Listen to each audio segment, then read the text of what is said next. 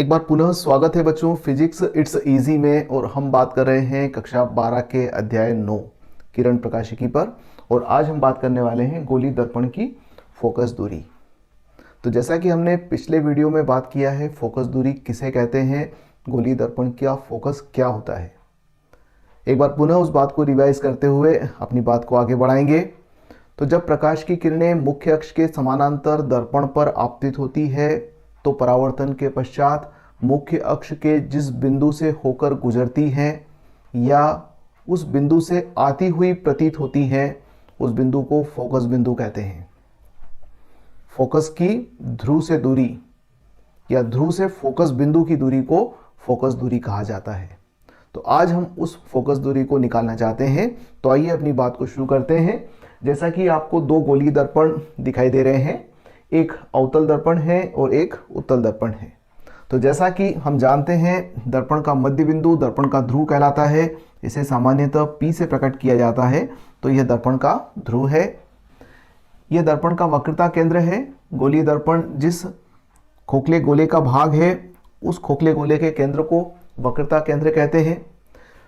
अब यदि प्रकाश की किरण मुख्य अक्ष के समानांतर इस दर्पण पर आपतित होती है तो कल्पना कीजिए कि ये एक प्रकाश की किरण है जो मुख्य अक्ष के समानांतर दर्पण पर आपतित होती है। इस प्रकाश की किरण को हम नाम दे देते हैं AB। तो अवतल दर्पण पर इस प्रकार से आपतित होगी। और यदि उत्तल दर्पण की बात कर रहे हैं तो उत्तल दर्पण पर भी हम आपतित कर सकते हैं। तो प्रकाश की किरण AB दर्पण पर आपतित हुई।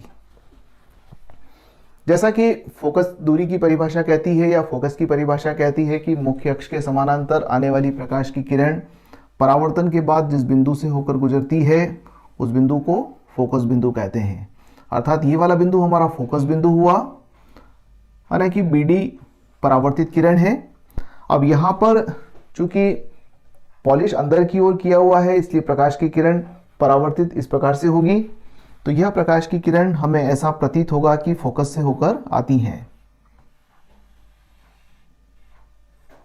तो BD इस दिशा में आगे बढ़ जाएंगी। बिंदु B पर अभिलंब बनाया जाए तो यह अभिलंब वक्रता केंद्र से होकर जाएगा, अर्थात BC अभिलंब है बिंदु B पर। इसी प्रकार से यहाँ पर भी अगर हम अभिलंब बनाएं तो यह अभिलंब वक्रता केंद्र पर पहुंचेगा। तो BC अभिलंब है बिंदु B पर। तो यह अभिलंब हुआ, इसको हम BC नाम दिए हैं। आपतित किरण अभिलंब के साथ जो कोण बनाती है उस कोण को आपतन कोण कहते हैं। माना कि ये आपतन कोण I है और ये वाला कोण परावर्तन कोण है R। यहां पर आपतन का कोण I हुआ और परावर्तन का कोण R हुआ। तो ये आपतन का कोण हो गया, ये परावर्तन का कोण हो गया। यदि अपन देखें तो यदि ये परावर्तन का कोण R है तो ये वाला कोण भी परावर्तन कोण के बराबर ही होगा, R के बराबर होगा। इसी प्रकार से यदि ये कोण I है तो ये वाला कोण I के बराबर होगा। ये कोण I है तो ये कोण भी I के बराबर होगा। ये कोण R है तो ये वाला कोण भी R के बराबर होगा। यदि यहां बात करें तो ये कोण I के बराबर हो जाएगा। ये कोण I के बराबर हुआ। इस बिंदु को F कह दें। तो ये तो हमने चित्र पूरा कर लिया कि दर्पण पर जब प्रकाश की किरण आपतित होती है तो परावर्तन के बाद फोकस से होकर गुजरती है।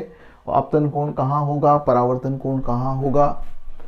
कुछ बातों को लिख लेते हैं, जैसे कि ध्रुव से फोकस बिंदु की दूरी को फोकस दूरी कहते हैं, F से प्रकट करते हैं। और ध्रुव से वक्रता केंद्र की दूरी को वक्रता त्रिज्या कहते हैं, R से प्रकट करते हैं। दूसरा, परावर्तन का नियम कहता है कि I बराबर R, अर्थात आपतन का कोण परावर्तन के कोण के बराबर होगा। अब आप देखिए कि यदि ये कोण I है और ये कोण R है तो ये पूरा कोण I प्लस R हुआ। तो ये वाला कोण भी I प्लस R होगा। मैं इसको I बराबर R होने के कारण से ट्वाइस I लिख देता हूं। तो ये कोण ट्वाइस I के बराबर हुआ। इसी प्रकार से यदि हम देखें तो I बराबर R है और ये बहिष्कोण हुआ तो ये I प्लस R के बराबर होगा। और I बराबर R होने से हम इस कोण को भी ट्वाइस I के बराबर लिख सकते हैं। तो ये वाला कोण ट्वाइस I हुआ। ये वाला कोण ट्वाइस आई हुआ, ये वाला कोण आई है और ये वाला कोण आई है। अर्थात चित्र में दिया हुआ है कि कोण PCB बराबर आई और कोण PFB बराबर ट्वाइस आई। ये चित्र की सहायता से हम लिख सकते हैं। एक काम करते हैं कि बिंदु B से एक अभिलंब डाल देते हैं। BN अभिलंब है या लंब है मुख्य अक्ष पर।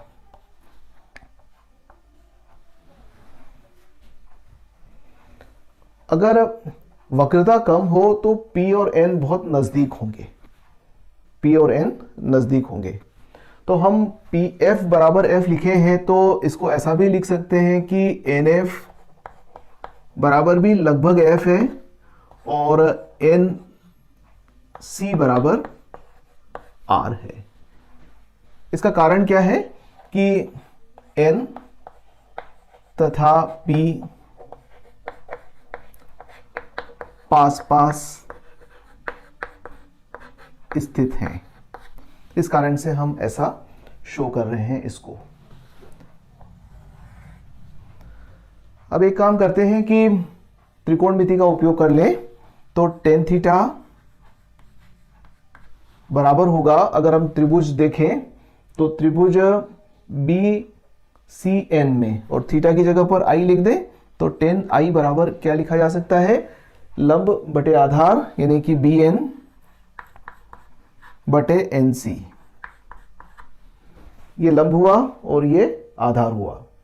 और वैसा ही tan 2 थीटा यानी कि tan ट्वाइस I के लिए क्या लिखेंगे, आप यहां लिखेंगे BN बटे NF।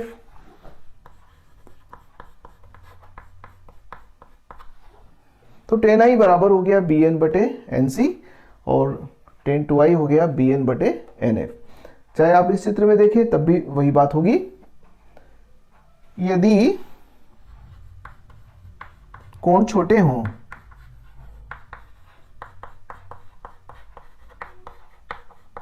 तो tan थीटा को थीटा लिख सकते हैं, यानी कि इस tan I को सिर्फ I से प्रकट कर सकते हैं और tan 2I को भी 2I से प्रकट कर दें। अतः I बराबर हो गया BN बटे NC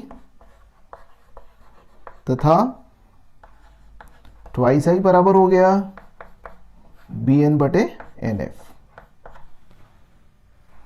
अब इन दोनों की यदि तुलना कर लें तो क्या कह सकते हैं आप, 2 इंटू BN बटे NC। हमने I की जगह पर ये लिख दिया, बराबर हो जाएगा BN बटे NF। BN से BN काट दिए तो यहां आ जाएगा NC बराबर ट्वाइस NF। और कहा है कि NF F के बराबर है और NC R के बराबर है, यानी कि R बराबर ट्वाइस F या फिर F बराबर लिखा जा सकता है R/2।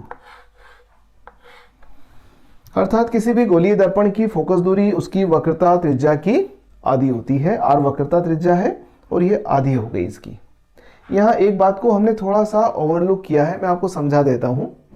हम चिन्ह परिपाटी की बात किए थे कि दर्पण के ध्रुव से मापी गई समस्त दूरियां यदि बाईं ओर है तो ऋणात्मक लेना है और दाहिनी ओर है तो धनात्मक लेना है। अब चूंकि हम इन दोनों के साथ एक साथ डील कर रहे थे इसलिए हमने उसका उपयोग नहीं किया और उसका परिणाम पर असर नहीं पड़ा।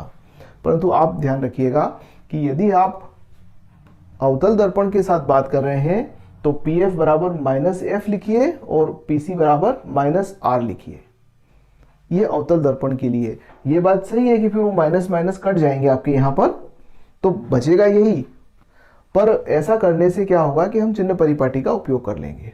और यदि उत्तल दर्पण की बात कर रहे हैं तो फिर कोई दिक्कत ही नहीं है, ये उत्तल दर्पण के लिए डेरिवेशन पूरा अपनी जगह सही है। तो याद रखने वाली बात क्या हो गई कि यदि अवतल दर्पण है तो PF बराबर हमें -F लिखना ज़्यादा अच्छा रहेगा और PC बराबर -R लिखना ज़्यादा उत्तम होगा, ताकि हम चिन्ह परिपाटी का भी उपयोग कर लें।